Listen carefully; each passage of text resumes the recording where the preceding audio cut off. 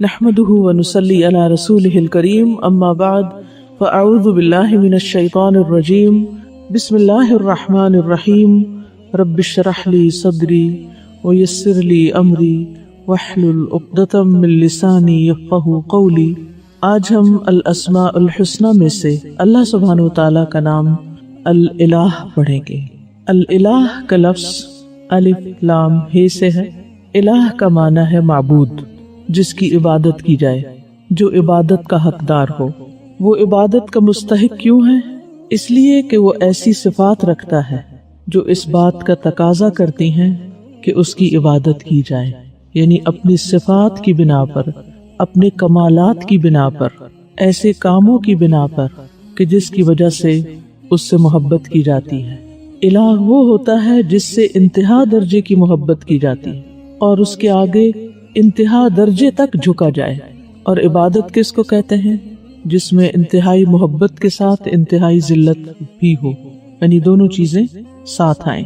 ہم نے توحید کی قسموں میں پڑھا تھا، توحید الوہیت، توحید ربوبیت اور توحید اسماء و صفات۔ تو اس لیے توحید الوہیت یعنی اللہ تعالیٰ کے الہ ہونے کو جاننا، اور ربوبیت اللہ کے رب ہونے کو جاننا نہایت ضروری ہے۔ اور پھر توحید اسماء و صفات میں اللہ تعالیٰ کے تمام باقی ناموں اور صفات کو جاننا۔ تو الوہیت اور ربوبیت میں کیا فرق ہے، یا الالہ اور الرب میں کیا فرق ہے؟ رب کا معنی کیا ہوتا ہے؟ خالق، مالک، مدبر، یعنی وہ جس نے ساری مخلوقات کو پیدا کیا اور جو اس کا نظام چلانے میں اکیلا ہے، کوئی اس کا شریک نہیں۔ اور الہ کا کیا مطلب ہے؟ وہ جو معبود ہے۔ کیا؟ وہ جو معبود ہے، وہ جو عبادت کا مستحق ہے۔ یعنی الہ کا لفظ آتے ہی آپ کے ذہن میں کیا آنا چاہیے؟ وہ جو عبادت کا مستحق ہے، معبود۔ اسی لیے ہم جب لا الہ الا اللہ کا ترجمہ کرتے ہیں تو کیا کہتے ہیں؟ نہیں کوئی معبود مگر اللہ، یعنی اللہ سبحانہ وتعالی معبود ہے جس کی تعظیم کے لیے انسان جھکتا ہے۔ نہ صرف یہ کہ اس کا جسم بلکہ اس کا دل بھی اس کے آگے جھکتا ہے۔ کیوں جھکتا ہے؟ کیونکہ اس کی صفات ہی ایسی ہیں، اس کے کمالات ہی ایسے ہیں، اس کے افعال ہی ایسے ہیں۔ اور عبادت میں محبت، تعظیم، اطاعت، تسلیم، یہ سب چیزیں شامل ہیں۔ اور حقیقت میں اگر دیکھا جائے تو الہ ہونے میں باقی تمام صفات بھی آ جاتی ہیں۔ یعنی الہ کے اندر معبود ہونا تو ہے ہی، لیکن کس لیے وہ معبود ہے؟ کیونکہ اس کی سب اچھی اچھی صفات ہیں، اچھے اچھے نام ہیں، تو باقی سارے نام اس سے متعلق ہو جاتے ہیں۔ جیسے اللہ سے متعلق ہے تو اسی طرح اللہ بھی اصل میں کیا ہے؟ الالہ، لیکن یہ دونوں الگ الگ بھی استعمال ہوتے ہیں۔ اللہ تو اللہ سبحانہ وتعالیٰ کا اسم ذاتی ہے، اور الالہ جو ہے وہ اس کا اسم بھی ہے، صفت بھی ہے، اور پھر اس سے خاص طور پر معبود ہونے کا معنی نکلتا ہے۔ تو توحید الوہیت کا مطلب ہوتا ہے کہ صرف ایک اللہ کو الہ مانا جائے، اس کی عبادت کی جائے، اس کے ساتھ کسی کو شریک نہ ٹھہرایا جائے۔ ہمارا دین، عبادت صرف اسی ایک کے لیے ہو، اللہ کے سوا انسان کسی سے نہ ڈرے، کسی سے دعا نہ مانگے، اس سے بڑھ کر کوئی اور محبوب نہ ہو، اسی کی رضا کے لیے ہر کام کیا جائے، اسی کے لیے محبت، اسی کے لیے بغض، اسی کے لیے دینا، اسی کے لیے روکنا ہو، اسی پر بھروسہ ہو، توکل ہو، اعتماد ہو، اسی کی خشیت ہو۔ یعنی انسان اپنے سارے جذبات اس کے ساتھ وابستہ کر لے، محبت، خشیت، رضا، یقین، رغبت، رہبت، سب اسی کے لیے، اسی کے ساتھ۔ قرآن مجید کی کئی ایک آیات میں الہ کا لفظ استعمال ہوا ہے۔ مثلا سورۃ البقرہ میں آتا ہے وَإِلَٰهُكُمْ إِلَٰهٌ وَاحِدٌ۔ کیا مطلب ہے اس کا؟ اور تمہارا الہ یعنی معبود اور معبود برحق صرف ایک ہی الہ ہے، لا الہ الا ہو، اس کے سوا کوئی معبود نہیں۔ هو الرحمن الرحیم، وہ نہایت مہربان، بے حد رحم فرمانے والا ہے۔ اسی طرح سورۃ النحل 51 میں آتا ہے وقال اللہ لا تتخذوا الہین اثنین۔ اللہ تعالیٰ فرماتا ہے کہ دو الہ نہیں بناؤ، دو الہ نہیں ہو سکتے، الہ ایک ہی ہے، عبادت کے لائق صرف وہی ہے۔ انما هو الہ واحد، کہیے انما هو الہ واحد، کہ بلا شبہ بے شک معبود تو صرف وہی ہے، ایک اکیلا، وہ تو صرف ایک ہی معبود ہے۔ فَإِيَّايَ فَارْهَبُونَ، سو مجھ ہی سے پس تم ڈرو۔ توحید کی کتنی اقسام ہیں؟ 3۔ کون کون سی؟ الوہیت، ربوبیت اور اسماء و صفات، یعنی اللہ تعالیٰ کو اس کی الوہیت یعنی الہ ہونے میں، معبود ہونے میں ایک ماننا، اس کے رب ہونے میں اس کو ایک ماننا، اور اس کے تمام اسماء و صفات جو اس سے متعلق ہیں ان میں اس کو یکتا ماننا، یونیک، اکیلا۔ الوہیت میں کیا ہے؟ عبادت میں ایک ماننا، کیونکہ ہم دیکھتے ہیں کہ مشرکین مکہ جو تھے وہ اللہ سبحانہ تعالیٰ کو رب تو مانتے تھے، اس کی ربوبیت پہ یقین رکھتے تھے۔ جب ان سے پوچھا جاتا تھا کہ آسمان و زمین کو کس نے پیدا کیا تو وہ کیا کہتے تھے؟ اللہ نے۔ وَلَئِن سَأَلْتَهُم مَّنْ خَلَقَ السَّمَاوَاتِ وَالْأَرْضَ لَيَقُولُنَّ اللَّهُ، البتہ اگر تم ان سے پوچھو کہ آسمان و زمین کو کس نے پیدا کیا تو وہ ضرور کہیں گے اللہ نے۔ قُلْ أَفَرَأَيْتُم مَّا تَدْعُونَ مِن دُونِ اللَّهِ إِنْ أَرَادَنِيَ اللَّهُ بِضُرٍّ هَلْ هُنَّ كَاشِفَاتُ ضُرِّهِ أَوْ أَرَادَنِي بِرَحْمَةٍ هَلْ هُنَّ مُمْسِكَاتُ رَحْمَتِهِ قُلْ حَسْبِيَ اللَّهُ عَلَيْهِ يَتَوَكَّلُ الْمُتَوَكِّلُونَ۔ کیا تم نے دیکھا کہ وہ جنہیں تم اللہ کے سوا پکارتے ہو، یعنی یہ کہتے ہو کہ آسمان اس نے پیدا کیا، لیکن جب دعا مانگنے لگتے ہو تو اوروں کے پاس چلے جاتے ہو۔ اور آج کے مسلمان کیا کرتے ہیں؟ یہ مانتے ہیں کہ اللہ نے سب کچھ بنایا، روزی بھی وہی دیتا ہے، سب کچھ وہی کرتا ہے، لیکن پھر اوروں کو اور خاص طور پر مردہ لوگوں کو یا ان سے کہتے ہیں کہ آپ ہماری سفارش کریں۔ ان سے کہیے کہ اگر اللہ مجھے کوئی تکلیف پہنچانے کا ارادہ کرے تو کیا وہ اس کی تکلیف کو ہٹا سکتے ہیں؟ یا اللہ اگر مجھ پر رحمت کرنا چاہے تو یہ اس کی رحمت کو روک سکتے ہیں؟ نہیں۔ کہہ دیجئے مجھے اللہ کافی ہے، اور توکل کرنے والے اس پر ہی توکل کرتے ہیں۔ تو اکثر انبیاء کی قوموں میں اسی قسم کا شرک تھا۔ کس قسم کا؟ الوہیت کا۔ اللہ کو ایک الہ نہیں مانتے تھے، عبادت کو صرف اس کے لیے خالص نہیں کرتے تھے، اس کو رب مانتے تھے، اس کے اندر باقی صفات بھی مانتے تھے، لیکن الوہیت میں خاص یا خالص یا ایک نہیں کرتے تھے۔ تو اللہ تعالیٰ قرآن پاک میں فرماتے سورۃ الانبیاء آیت 25 میں وَمَا أَرْسَلْنَا مِن قَبْلِكَ مِن رَّسُولٍ إِلَّا نُوحِي إِلَيْهِ أَنَّهُ لَا إِلَٰهَ إِلَّا أَنَا فَاعْبُدُونِ، اور ہم نے تجھ سے پہلے کوئی رسول نہیں بھیجا مگر ہم اس کی طرف یہی وحی کرتے تھے کہ بے شک حقیقت یہ ہے کہ میرے سوا کوئی معبود نہیں، سو میری عبادت کرو۔ تو اللہ تعالیٰ نے تمام انبیاء کو سب لوگوں کے لیے یہی پیغام دے کر بھیجا کہ وہ اپنے آپ کو ایک اللہ کی عبادت کے لیے خالص کر لیں۔ سورۃ الاعراف 59 میں آتا ہے لَقَدْ أَرْسَلْنَا نُوحًا إِلَىٰ قَوْمِهِ فَقَالَ يَا قَوْمِ اعْبُدُوا اللَّهَ مَا لَكُم مِّن إِلَٰهٍ غَيْرُهُ، بے شک ہم نے نوح علیہ السلام کو اس کی قوم کی طرف بھیجا تو اس نے کہا اے میری قوم اللہ کی عبادت کرو، اس کے سوا تمہارا کوئی معبود نہیں۔ سورۃ الاعراف 73 میں آتا ہے وَإِلَىٰ ثَمُودَ أَخَاهُمْ صَالِحًا قَالَ يَا قَوْمِ اعْبُدُوا اللَّهَ مَا لَكُم مِّن إِلَٰهٍ غَيْرُهُ، اور سمود کی طرف ان کے بھائی صالح کو بھیجا، اس نے کہا اے میری قوم اللہ کی عبادت کرو، اس کے سوا تمہارا کوئی معبود نہیں۔ اسی طرح نبی صلی اللہ علیہ وسلم کی پہلی دعوت بھی یہی تھی۔ ربیعہ بن عباد دیلی کہتے ہیں جنہوں نے جاہلیت کا زمانہ بھی پایا پھر بعد میں مسلمان بھی ہوئے، وہ کہتے ہیں کہ میں نے رسول اللہ صلی اللہ علیہ وسلم کو ذوالمجاز نامی بازار میں لوگوں کے سامنے اپنی دعوت پیش کرتے ہوئے دیکھا۔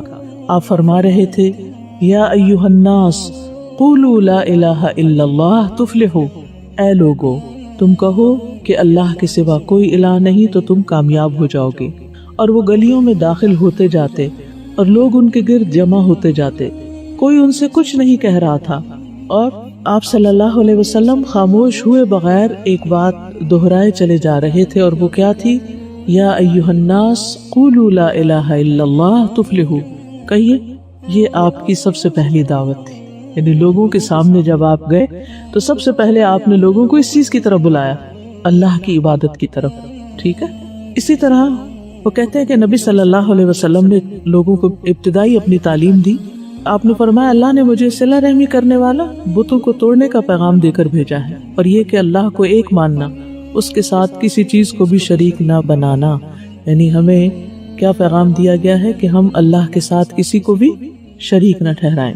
سب سے پہلے اسی چیز کی دوسروں کو دعوت دینا نبی صلی اللہ علیہ وسلم نے جب معاذ بن جبل کو یمن کا حکمران بنا کر بھیجا تھا تو اس وقت فرمایا کہ تم اہل کتاب کے پاس جا رہے ہو، سب سے پہلے تم نے انہیں اللہ کی عبادت کی دعوت دینی ہے۔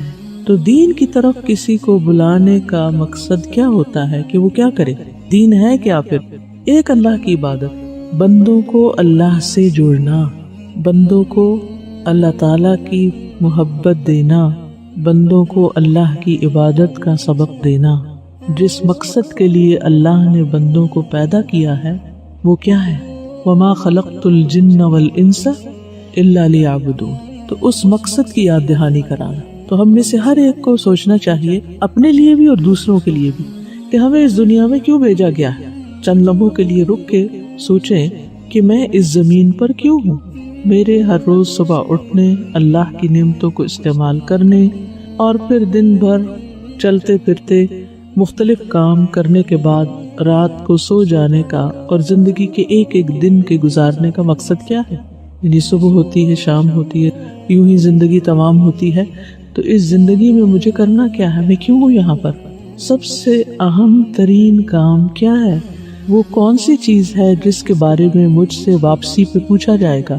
جب میں اس دنیا سے واپس جاؤں گی تو مجھ سے کیا سوال کیا جائے گا؟ تو میری سب سے بڑی، سب سے اہم ترین ذمہ داری کیا ہے؟ میں یہاں کیوں آئی ہوں؟ اور یہ سارے لوگ جو دنیا میں ہیں، انہیں سب سے اہم ترین کون سا کام کرنا ہے؟ کون سی ایسی چیز ہے کہ جس کے بغیر گزارا نہیں، جس کے بغیر کامیابی ممکن نہیں؟ تو یہ نقطہ، یہ سوال، یہ بات، یہ سوچ ہماری زندگی میں سب سے زیادہ ڈومیننٹ ہونی چاہیے کہ مجھے یہاں اس دنیا میں اللہ کی عبادت کے لیے بھیجا گیا ہے، اور اس کے لیے ہی مجھے علم حاصل کرنا ہے اور صحیح طریقے پر اللہ تعالیٰ کی عبادت کرنی ہے۔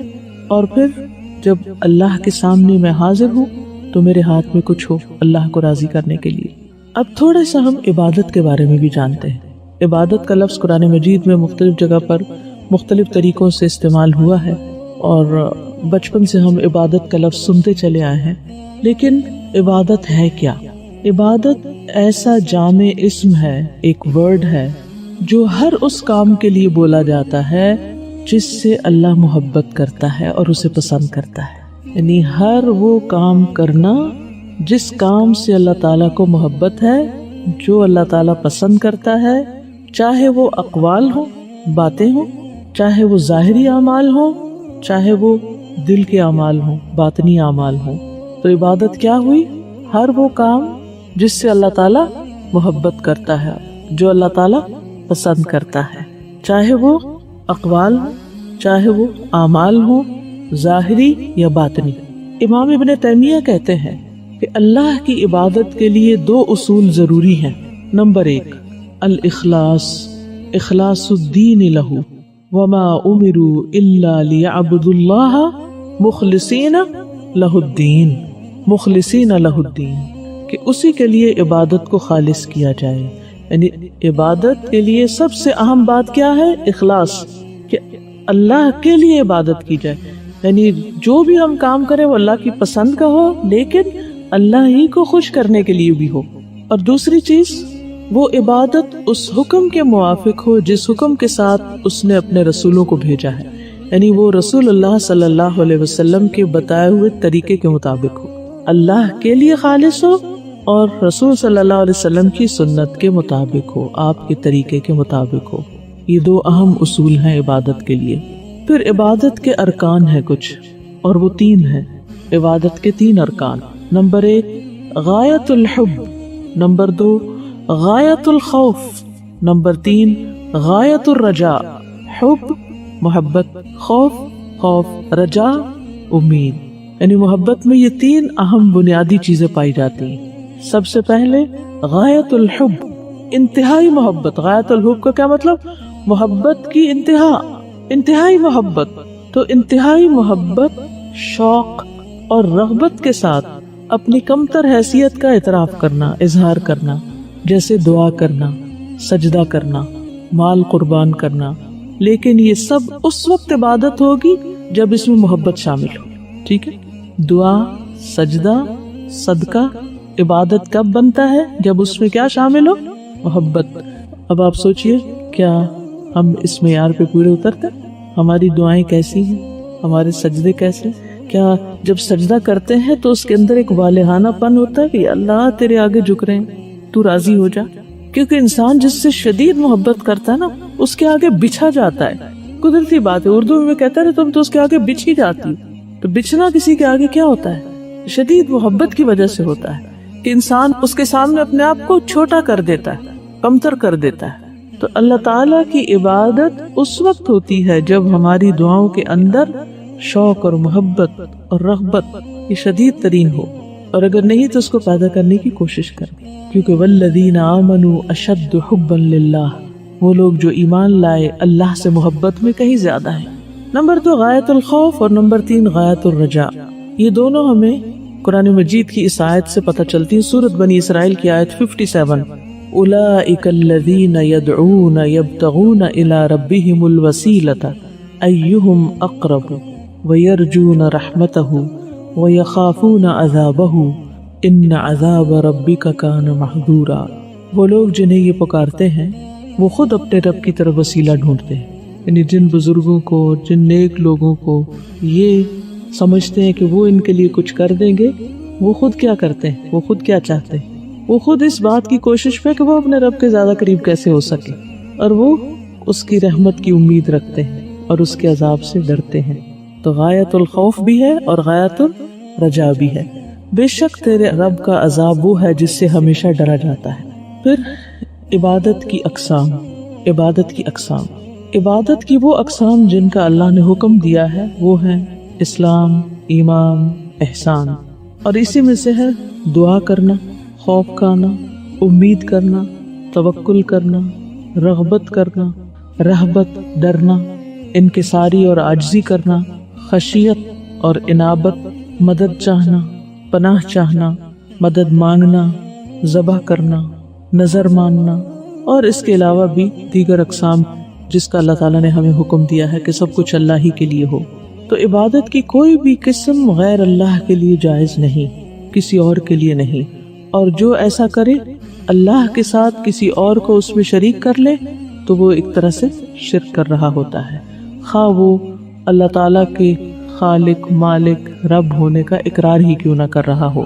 قرآن مجید میں اللہ تعالیٰ فرماتے ہیں سورۃ النساء آیت نمبر 36 میں، وَاعْبُدُوا اللَّهَ وَلَا تُشْرِكُوا بِهِ شَيْئًا، اور اللہ کی عبادت کرو اور اس کے ساتھ کسی کو شریک نہ بناؤ. وَاعْبُدُوا اللَّهَ وَلَا تُشْرِكُوا بِهِ شَيْئًا. تو اللہ تعالیٰ کیا چاہتا ہے کہ عبادت کیسی ہو؟ اس میں کسی اور کو شریک نہ کیا جائے. سورۃ المائدہ 72 میں آتا ہے وَقَالَ الْمَسِيحُ يَا بَنِي إِسْرَائِيلَ اعْبُدُوا اللَّهَ رَبِّي وَرَبَّكُمْ إِنَّهُ مَن يُشْرِكْ بِاللَّهِ فَقَدْ حَرَّمَ اللَّهُ عَلَيْهِ الْجَنَّةَ وَمَأْوَاهُ النَّارُ وَمَا لِلظَّالِمِينَ مِنْ أَنصَارٍ. جبکہ مسیح علیہ السلام نے یہ کہا تھا کہ اے بنی اسرائیل، اللہ کی عبادت کرو جو میرا بھی رب ہے اور تمہارا بھی، کیونکہ جو شخص اللہ سے شرک کرتا ہے اللہ نے اس پر جنت حرام کر دی ہے اور اس کا ٹھکانہ دوزخ ہے، اور ظالموں کا کوئی بھی مددگار نہ ہوگا. تو عبادت میں اہم ترین چیز کیا ہوئی؟ اخلاص، جس میں ہر شرک سے پرہیز کرنا ضروری ہے، اور عبادت کی کوئی بھی قسم اللہ کے علاوہ کسی اور کے لیے جائز نہیں. دعا کیا ہے؟ الدعاء العبادہ، دعا عبادت ہے. وقال ربکم ادعونی استجب لکم ان الذین یستکبرون عن عبادتی سیدخلون جہنم داخرین. اور تمہارے رب نے فرمایا مجھے پکارو، مجھ سے دعا مانگو، میں تمہاری دعا قبول کروں گا. بے شک وہ لوگ جو میری عبادت سے تکبر کرتے ہیں عنقریب ذلیل ہو کر جہنم میں داخل ہوں گے. اس سے کیا پتہ چلتا کہ دعا کو اللہ تعالیٰ نے خود عبادت قرار دیا ہے.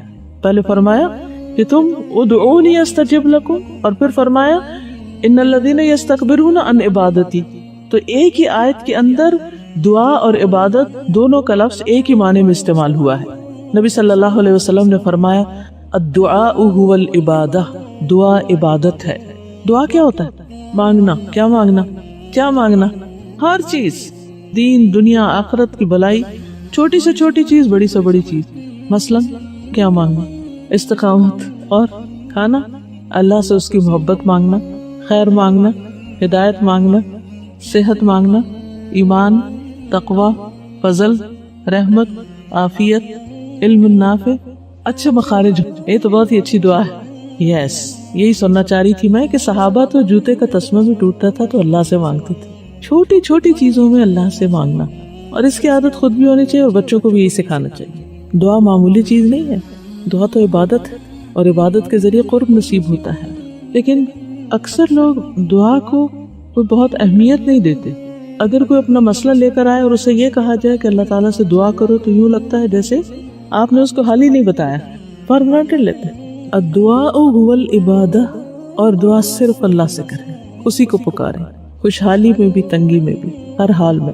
پھر اللہ کی اطاعت کرنا، یہ بھی عبادت ہے۔ دعا عبادت ہے، پھر کیا ہے؟ اطاعت عبادت ہے۔ قرآن مجید میں آتا ہے اتخذوا احبارهم ورهبانهم اربابا من دون اللہ والمسیح ابن مریم وما امروا الا ليعبدوا الها واحدا لا الہ الا هو سبحانہ عما یشرکون۔ انہوں نے اپنے علماء اور درویشوں کو اللہ کے سوا اپنا رب بنا لیا ہے۔ قرآن مجید میں نصارہ کے بارے میں کہا گیا کہ انہوں نے اپنے عالموں کو اپنا رب بنا رکھا ہے، اور مسیح ابن مریم کو بھی، حالانکہ انہیں یہ حکم دیا گیا تھا کہ ایک اللہ کے سوا کسی کی عبادت نہ کرے، جس کے سوا کوئی الہ نہیں، اللہ تعالیٰ ان چیزوں سے پاک ہے جو وہ شریک ٹھہراتے ہیں۔ تو عدی بن حاتم کہتے ہیں کہ میں نبی صلی اللہ علیہ وسلم کی خدمت میں حاضر ہوا، میں نے اپنے گلے میں سونے کی سلیب پہنی ہوئی تھی۔ سلیب کیا ہوتا ہے؟ کراس۔ آپ صلی اللہ علیہ وسلم نے فرمایا عدی اس بت کو اپنے سے دور کرو، یعنی سلیب کو کیا کہا گیا؟ بت۔ پھر میں نے آپ صلی اللہ علیہ وسلم کو سورۃ برات کی یہ آیت پڑھتے ہوئے سنا، اتخذوا احبارهم ورهبانهم اربابا من دون اللہ۔ پھر آپ صلی اللہ علیہ وسلم نے فرمایا وہ لوگ ان کی عبادت نہیں کرتے تھے، لیکن اگر وہ علماء ان کے لیے کوئی چیز حلال کر دیتے تو اسے وہ حلال سمجھتے تھے، اسی طرح علماء کی طرف سے حرام کی ہوئی چیز کو وہ حرام سمجھتے تھے، چاہے اللہ نے حرام نہ بھی کی ہو۔ تو یہی ان کی عبادت ہے، یعنی علماء کی عبادت کیا ہے؟ ان کے حلال کیے ہوئے کو حلال سمجھنا، ان کے حرام کیے ہوئے کو حرام سمجھنا بغیر دلیل کے۔ اگر کوئی عالم دلیل کے ساتھ آپ کو بتا رہا ہے کہ قرآن مجید میں اس چیز کو حرام کیا گیا ہے، یا نبی صلی اللہ علیہ وسلم کی کسی حدیث سے کوئی بات وہ بتا رہا ہے دلیل کے ساتھ، تو پھر عالم کی عبادت نہیں، وہ تو صرف ایک ذریعہ ہے، میڈیم ہے، وہ تو آپ کو بتا رہا ہے کیا جائز اور کیا جائز نہیں۔ لیکن اگر وہ کوئی دلیل نہیں دے رہا اور وہ صرف اپنی رائے دے رہا ہے کہ یہ چیز تم لوگ استعمال نہ کرو اور اس کو اپنے لیے حرام کر لو، تو ایسا کرنا دراصل پھر اس کی عبادت کرنا ہے، کیونکہ یہ اللہ تعالیٰ پر جھوٹ باندھنا ہے کہ ھذا حلال و ھذا حرام، اپنے پاس سے کسی چیز کو حلال یا حرام کہتے رہنا۔ تو کیا کرنا چاہیے؟ اندھا دھن کسی کی پیروی نہیں کرنی چاہیے، اور اطاعت اللہ ہی کی ہونی چاہیے۔ حلال اور حرام کا اختیار اللہ تعالیٰ ہی کے لیے ہے، کسی اور کو یہ حق نہیں دیا گیا کہ وہ بندوں کے لیے حلال چیزوں کو حرام کر دے۔ بعض اوقات نارمل جب گفتگو کرتے ہیں نا تو لوگ عموماً اس سے بے خبر ہوتے ہیں اور وہ کہتے ہیں کہ یہ پروڈکٹ ہے، اس میں یہ کوڈ ہے تو یہ حرام ہے، اور جب ان سے دلیل پوچھو تو یہ کہتے ہیں کہ فلاں ویب سائٹ پہ، اور اس کا استعمال اتنا عام ہو گیا ہے۔ مطلب ایک ہے ریسرچ ورک اور اس کو کرنا، اور ایک اس کو خود سے دے دینا کہ حرام ہے۔ اگر آپ نہیں کھانا چاہتے یا نہیں اپنی فیملی کو کھلانا چاہتے تو وہ الگ بات ہے، آپ اس سے کہیں کہ یہ مشکوک چیز ہے، تو اس میں کیا ہے؟ ہم اس کو گفتگو میں اور پھر اس کو اپنی عملی زندگی میں کیسے اپلائی کر سکتے ہیں کہ اگر ہمیں ڈاؤٹ ہے کہ یہ چپس کا پیکٹ، ہم یہ کہہ سکتے ہیں کہ یہ چیز ڈاؤٹ فل ہے، مشکوک ہے، پرہیز بہتر ہے، کیونکہ تقویٰ اس چیز کا نام ہے کہ انسان ڈاؤٹ فل چیزوں کو چھوڑ دے، لیکن صریحاً اس کو حرام قرار دے دینا یہ درست نہیں، جب تک کہ واقعی آپ کے پاس حرام ہونے کی دلیل نہ ہو۔ پھر اسی طرح اللہ کی شریعت کو قبول کرنا، یہ بھی عبادت کا حصہ ہے۔ فَكُلُوا مِمَّا رَزَقَكُمُ اللَّهُ حَلَالًا طَيِّبًا وَاشْكُرُوا نِعْمَةَ اللَّهِ إِن كُنتُمْ إِيَّاهُ تَعْبُدُونَ، پس اللہ نے جو تمہیں حلال اور پاکیزہ رزق دیا ہے وہی کھاؤ، اگر واقعی تم اس کی عبادت کرنے والے ہو تو اللہ کی نعمت کا شکر ادا کرو۔ تو عبادت کا حصہ کیا ہے؟ جس چیز کو اللہ نے حلال قرار دیا ہے، جائز قرار دیا ہے، اس کو جائز سمجھ کر استعمال کیا جائے۔ پھر اللہ سے ڈرنا، اللہ کا خوف، اللہ کا ڈر، یہ بھی اللہ کی عبادت کا حصہ ہے، یہ بھی عبادت ہے۔ جب آپ اللہ سے ڈرتے ہیں تو یہ آپ کیا کر رہے ہوتے ہیں؟ دراصل اللہ کی عبادت کر رہے ہوتے ہیں۔ فَلَا تَخَافُوهُمْ وَخَافُونِ إِن كُنتُم مُؤْمِنِينَ، سورۃ آل عمران 175۔ تو تم ان سے مت ڈرو اور مجھ سے ڈرو اگر تم مومن ہو۔ پھر امید، سورۃ الکہف آیت 110۔ فَمَن كَانَ يَرْجُو لِقَاءَ رَبِّهِ فَلْيَعْمَلْ عَمَلًا صَالِحًا ولا یشرک بعبادت ربہ احدا، پس جو کوئی اپنے رب سے ملاقات کی امید رکھتا ہو تو لازم ہے کہ وہ نیک عمل کرے اور وہ اپنے رب کی عبادت میں کسی کو شریک نہ کرے۔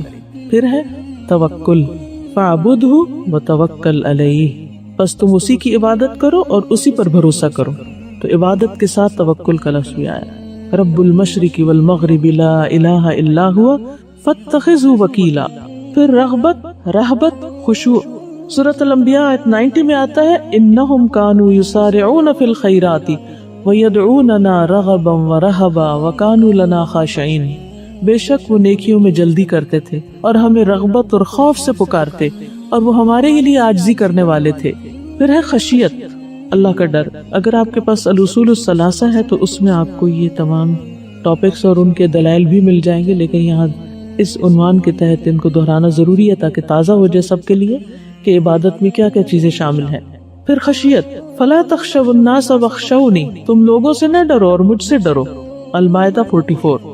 الاستعانت، مدد طلب کرنا، ایاک نعبد و ایاک نستعین، ہم صرف تیری عبادت کرتے اور صرف تجھی سے مدد چاہتے ہیں۔ حدیث میں آتا ہے وَإِذَا اسْتَعَنْتَ فَاسْتَعِنْ بِاللَّهِ، جب تم مدد مانگو تو صرف اللہ سے مدد مانگو۔ انابت، رجوع، وَالَّذِينَ اجْتَنَبُوا الطَّاغُوتَ أَن يَعْبُدُوهَا وَأَنَابُوا إِلَى اللَّهِ لَهُمُ الْبُشْرَى فَبَشِّرْ عِبَادِ، سورۃ الزمر آیت 17۔ اور وہ لوگ جنہوں نے طاغوت سے اجتناب کیا کہ اس کی عبادت کرے اور اللہ کی طرف رجوع کیا، انہی کے لیے خوشخبری ہے، سو میرے بندوں کو بشارت دے دو۔ پھر ذبح کرنا اور نظر ماننا، قل ان صلاتی و نسکی و محیای و مماتی للہ رب العالمین لا شریک لہ و بذالک امرت و انا اول المسلمین، کہہ دیجئے کہ میری نماز، میری قربانی، میری زندگی، میری موت اللہ رب العالمین کے لیے۔ اب اس میں آپ دیکھیے نماز عبادت ہے تو قربانی کا ذکر کس کے ساتھ ہوا ہے؟ نماز کے ساتھ ہوا ہے۔ اللہ کے نام پر اللہ اکبر کہہ کے جانور ذبح کرنا، کھانے کے لیے، گوشت کھانے کے لیے، یہ بھی عبادت ہے۔ تو ہمارا دین آپ دیکھیں، ایک طرف کیا ہے نماز، وہ عبادت، دوسری طرف اسی کے ساتھ ساتھ کیا آیا کہ اپنے جانوروں کو بھی اللہ کے نام پر قربان کرو، ذبح کرو، کسی اور کے نام پر نہیں، اس کا کوئی شریک نہیں، مجھے اسی کا حکم دیا گیا اور میں سب سے پہلا ہوں حکم ماننے والوں میں۔ حدیث میں آتا ہے، صحیح مسلم کی روایت ہے، لعن اللہ من ذبح لغیر اللہ، اس پر اللہ لعنت کرے جو غیر اللہ کے لیے ذبح کرے۔ پھر اسی طرح جو معصیت کی نظر مان لے اس کو نظر پوری نہیں کرنی چاہیے۔ حدیث سے پتہ چلتا ہے کہ اللہ کی نافرمانی کی کوئی نظر مان لے، مثلا یہ کہ میں یہ نظر مانتا ہوں کہ میں فلاں سے نہیں بولوں گا، تو اس طرح کی نظر نہیں ماننی چاہیے۔ پھر اللہ تعالیٰ کو الہ ماننے کے لیے ہم عام طور پر کیا کلمہ پڑھتے ہیں؟ لا الہ الا اللہ، اللہ کے سوا کوئی الہ نہیں۔ اس کو کیا کہا جاتا ہے؟ کون سا کلمہ؟ کلمہ توحید، کلمہ طیب، کلمہ توحید۔ کلمہ توحید کی کچھ شرائط ہیں اور ہر مسلمان پر لازم ہے کہ ان کو بجا لائے۔ سب سے پہلے علم، اللہ کو الہ ماننے کے لیے کیا ضروری ہے؟ علم۔ قرآن مجید میں آتا سورۃ محمد آیت 19 میں فَعْلَمْ أَنَّهُ لَا إِلَهَ إِلَّا اللَّهُ، پس جان لو کہ اللہ کے سوا کوئی الہ نہیں۔ حدیث میں آتا ہے جو شخص اس حال میں فوت ہوا کہ وہ جانتا تھا کہ اللہ کے سوا کوئی الہ نہیں، وہ جنت میں داخل ہوگا۔ تو لا الہ الا اللہ کے لیے سب سے پہلی شرط کیا ہے؟ علم۔ دوسری شرط ہے یقین۔ یقین یعنی جو شخص، اور یقین کا کیا مطلب ہوتا ہے؟ شک سے خالی ہونا، شک سے خالی ہونا، پوری تسلی ہونا۔ تو جو شخص لا الہ الا اللہ پڑھتا ہے اس کے لیے ضروری ہے کہ وہ دل سے اس بات کا یقین کرے کہ جو کچھ وہ کہہ رہا ہے وہ بالکل صحیح کہہ رہا ہے، اللہ کا الہ ہونا ثابت اور برحق ہے۔ ابن مسعود کہتے ہیں الیقین الایمان کلہ، یقین پورا ایمان ہے، تو پورے یقین کے ساتھ لا الہ الا اللہ پڑھنا ہے۔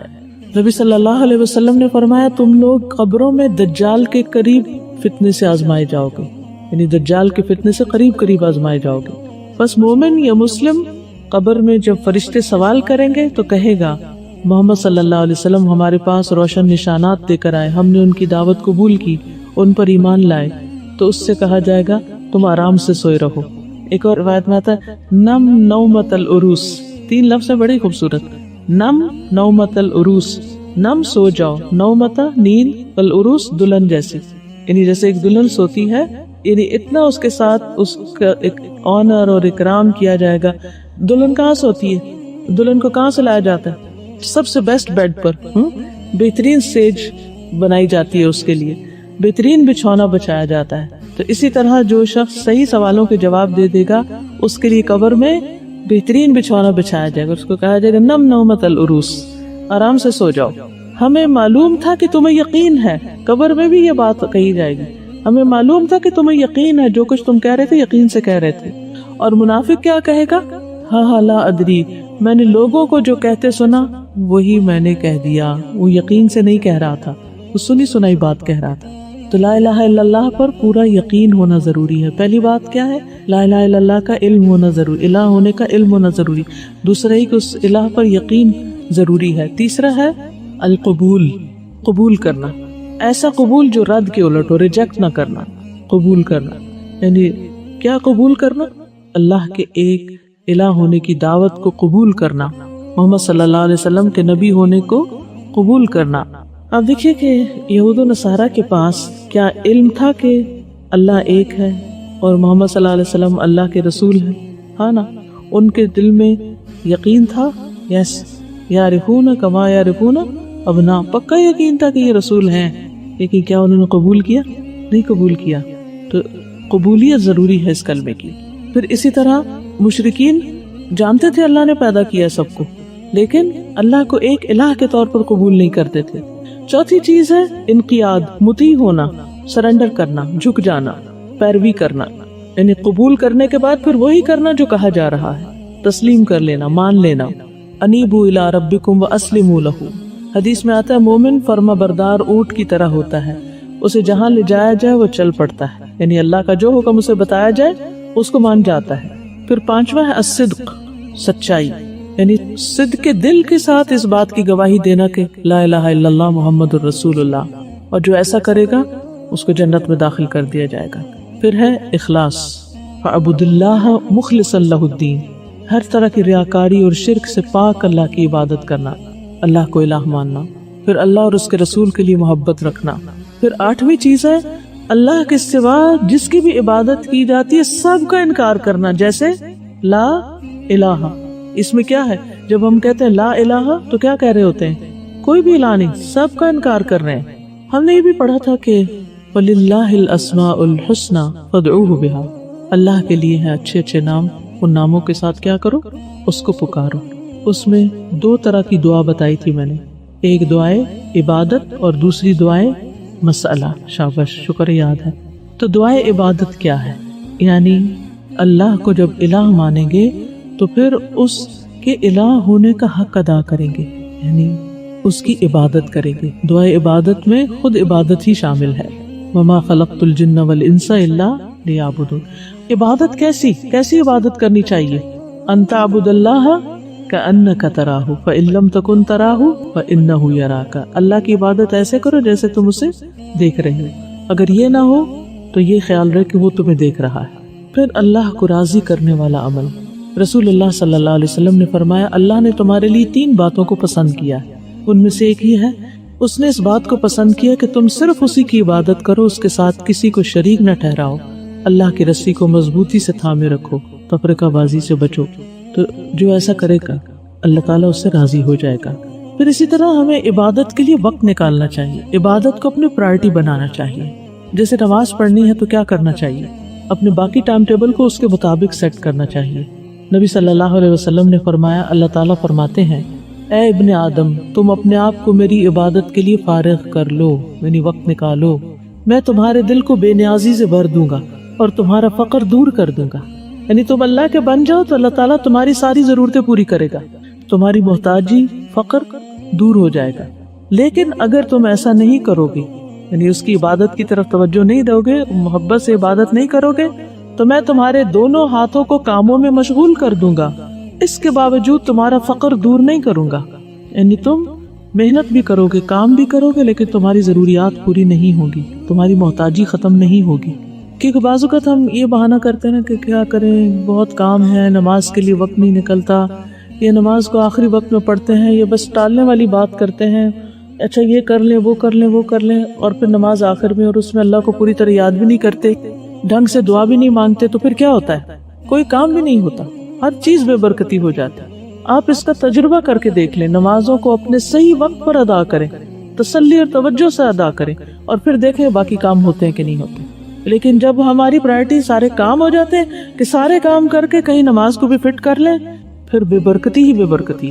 تو اگر آج کے اس نام کے بعد آپ کی عبادت آپ کی پرائرٹی ہو جاتی ہے اور اس کو آپ کسی قیمت پہ نہیں چھوڑتے، اللہ ہی کہ کوئی کبھی انسان بیمار ہوتا ہے، سفر پہ ہوتا ہے، کوئی مجبوری ہو جاتی ہے، کوئی ایسا پریشر آ جاتا ہے، وہ الگ بات ہے، لیکن ایک زندگی کی عادت ہی بنا لینا کہ نمازیں سب سے آخر میں، عبادت سب سے بعد میں، بس کسی وقت کر لیں گے۔ شادی اٹینڈ کرنے گئے ہیں تو سارا فوکس کس پہ ہے؟ کپڑوں پہ، میک اپ پہ، باقی سب چیزوں پہ، نماز کے بس وہ 2 ٹوکرے ایک طرف ہو کے مار لیں گے۔ شادی کے دن بھی اگر کوئی اپنی تسلی کے ساتھ نماز ادا کرتا ہے تو وہ ہے اللہ کا بندہ جو سب سے زیادہ اللہ سے محبت کرتا ہے۔ اور پھر شادی کے بعد فجر کی نماز جو مرد مسجد میں پڑھتا ہے وہ واقعی اللہ کا بندہ ہے، وہ واقعی اللہ کی عبادت کرنے والا ہے۔ عبادت کے بارے میں قبر میں بھی سوال ہوگا۔ ایک سوال میں آتا ہے کہ ما کنت تعبد، تم کس کی عبادت کرتے تھے؟ تو مومن کیا جواب دیتا ہے؟ کنت اعبد اللہ، میں اللہ کی عبادت کرتا تھا۔ قیامت کے دن عبادت کے لحاظ سے گروہ بندی ہوگی، جہاں امتحان المومنین ہوگا۔ آپ نے عقیدہ واسطیہ میں پڑھا کہ جب اللہ تعالیٰ آئیں گے اس شکل کے علاوہ جس میں لوگ اس کو پہچان نہیں پائیں گے، تو پوچھیں گے تم کس کا انتظار کر رہے ہو؟ کہیں گے ہم اپنے رب کا انتظار کر رہے ہیں۔ پھر اس وقت اللہ تعالیٰ اپنی پنڈلی دکھائیں گے تو سب کیا کریں گے؟ سجدے میں گر جائیں گے۔ کون نہیں گر پائے گا؟ جو دنیا میں سجدہ نہیں کرتا تھا، اکڑ جائے گی اس کی کمر اور پیچھے گر جائے گا۔ اس کے برعکس عبادت گزار عرش کے سائے تلے ہوں گے۔ حدیث میں آتا ہے نبی صلی اللہ علیہ وسلم نے فرمایا 7 قسم کے آدمیوں کو اللہ تعالیٰ اس دن اپنے عرش کے سائے میں جگہ عطا فرمائے گا جس دن اس کے سائے کے علاوہ کہیں سایہ نہ ہوگا۔ ان میں سے ایک وہ نوجوان جس کی جوانی عبادت میں گزری، جو اپنے رب کی عبادت میں پرورش پاتا رہا۔ ایک اور حدیث میں آتا ہے، مسند احمد کی حدیث ہے، نبی صلی اللہ علیہ وسلم نے فرمایا جو شخص اللہ کی عبادت اس طرح کرے کہ اس کے ساتھ کسی کو شریک نہ ٹھہرائے، نماز قائم کرے، زکوٰۃ ادا کرے، بات سنے اور مانے، تو اللہ تعالیٰ اسے جنت کے 8 دروازوں میں سے داخل ہونے کا اختیار دے دے گا کہ جو پسند ہے اس میں سے اندر چلے جاؤ۔ پھر اسی طرح عبادت میں اخلاص، یعنی صرف اللہ کے لیے عبادت کرنا ضروری ہے اور اس میں کسی قسم کا دکھاوا نہ ہو۔ وَيْلٌ لِّلْمُصَلِّينَ الَّذِينَ هُمْ عَنْ صَلَاتِهِمْ سَاهُونَ الَّذِينَ هُمْ يُرَاءُونَ، ان نمازیوں کے لیے کیا ہے؟ ہلاکت، جو دکھاوا کرتے ہیں۔ تو عبادت میں دکھاوا نہیں ہونا چاہیے، عبادت اللہ کا حق ہے، بس اسی کے لیے کرنی چاہیے۔ نبی صلی اللہ علیہ وسلم نے فرمایا بے شک اللہ تعالیٰ فرماتا ہے لوگوں اپنے اعمال کو اللہ کے لیے خالص کرو، کیونکہ اللہ تعالیٰ خالص عمل ہی کو قبول کرتا ہے۔ ایک اور حدیث میں آتا ہے اللہ تعالیٰ صرف وہ عمل قبول کرتا ہے جو خالص اس کی رضا کے لیے ہو اور اس کے کرنے سے صرف اسی کی رضا مقصود ہو۔ اور جو دوسروں کے لیے عبادت کرتے ہیں ان کو قیامت کے دن کیا کہا جائے گا کہ اس عبادت کا بدلہ اور صلہ اجر کس سے مانگو؟ جن کے لیے تم عبادت کرتے تھے ان کے پاس جاؤ، اللہ کے ہاں اس کی جزا نہیں ہے۔ پھر دوسری ہے دعائے مسئلہ، اللہ اسم کے وسیلے سے دعا کرنا۔ قرآنی آیات میں سے، قرآنی دعاؤں میں سے کوئی دعا بتائیے جس میں الہ کا لفظ آیا ہو۔ لا الہ الا انت سبحانک انی کنت من الظالمین۔ اس دعا کی خاص خوبی کیا ہے؟ یہ دعا کس سے نجات دیتی ہے؟ غم سے، رنج و غم سے نجات دیتی ہے۔ اور پھر حدیث میں یہ بھی آتا ہے کہ جو مسلمان اس دعا کے ذریعے اللہ تعالیٰ سے کوئی چیز مانگتا ہے اللہ تعالیٰ اس کا سوال پورا کر دیتا ہے۔ پھر اسی طرح حسبی اللہ لا الہ الا هو علیہ توکلت وہو رب العرش العظیم۔ پھر اسی طرح الہ کے وسیلے سے پناہ مانگنا، قل اعوذ برب الناس ملک الناس الہ الناس من شر الوسواس الخناس الذی یوسوس فی صدور الناس من الجنۃ والناس۔ پھر اسی طرح مریض کے لیے جو دعا کی جاتی ہے اس میں بھی آتا ہے کہ اکشف البأس رب الناس الہ الناس، تکلیف دور کر دے اے لوگوں کے رب، اے لوگوں کے معبود۔ کرب کے وقت کی دعا کیا ہے؟ جب انسان بہت بے چین ہو، لا الہ الا اللہ العظیم الحلیم، لا الہ الا اللہ رب العرش العظیم، لا الہ الا اللہ رب السماوات و رب الارض و رب العرش الکریم۔ پھر اسی طرح سید الاستغفار میں بھی آتا ہے اللہم انت ربی لا الہ الا انت خلقتنی وانا عبدک الی آخرہ۔ پھر اسی طرح مرنے والے کو بھی اس کی تلقین کی جاتی ہے کیا کہا جاتا ہے؟ لقنوا موتاکم لا الہ الا اللہ، مرنے والوں کو لا الہ الا اللہ پڑھنے کی تلقین کرو. اور جب کوئی لا الہ الا اللہ کہتا ہے تو اس کا فائدہ بھی بہت ہے، اس کے فضائل بھی بہت ہیں.